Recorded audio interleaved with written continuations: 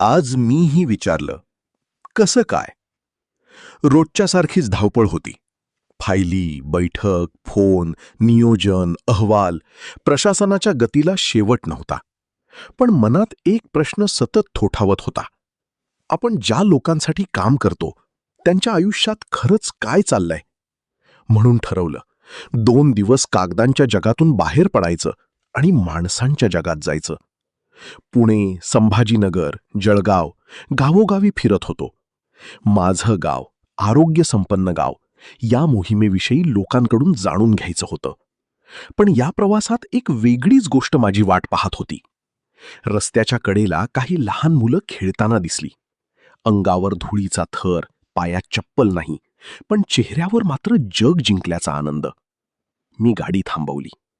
हळूच विचारलं, कसं काय? मुलं हसली. मी विचारलं, शाळेत जाता का? एका छोट्या मुलाने खाली मान घालून सांगितलं, हां, जातो. दुसऱ्यांनी सांगितलं, पण आम्हाला नाही जाता येत. आई बाबा ऊस तोडणीला जातात. क्षणभर सगळं शांत झालं. मनात काहीतरी हललं. 10-12 वर्षांच्या त्या निरागस डोळ्यांमध्ये स्वप्न होती, पण त्या स्वप्नांना अजून शाळेचा रस्ता सापडला नव्हता. मी वातावरण बदलण्यासाठी म्हणालो, अरे, आम्ही एक गाणं बनवलंय. कसं काय? ऐकणार का?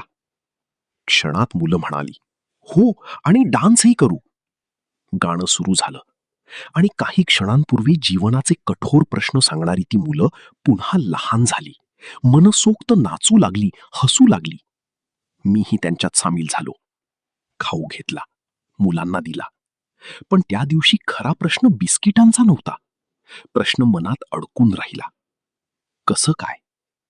आपण खरंच विचार करतो का? आपण आपल्या मुलांसोबतच दुसऱ्या एखाद्या मुलाचा हात धरू शकतो का? एखाद्या अधिकाऱ्याने, शिक्षकाने, कर्मचाऱ्याने, डॉक्टरने, ग्रामसेवकाने, समाजातील व्यक्तीने दिवसातून फक्त एकदा कोणाला तरी मनापासून विचारलं, कसं काय? तर कदाचित एक मूल शाळेत जाईल, एक रुग्ण वेळेवर उपचार घेईल, एक कुटुंब आधार मिळवेल, एक गाव बदलायला सुरुवात करेल, आणि समाजही. कारण अनेकदा विकास मोठ्या योजनांतून होत नाही, तो एका छोट्या प्रश्नातून सुरू होतो. कसं काय?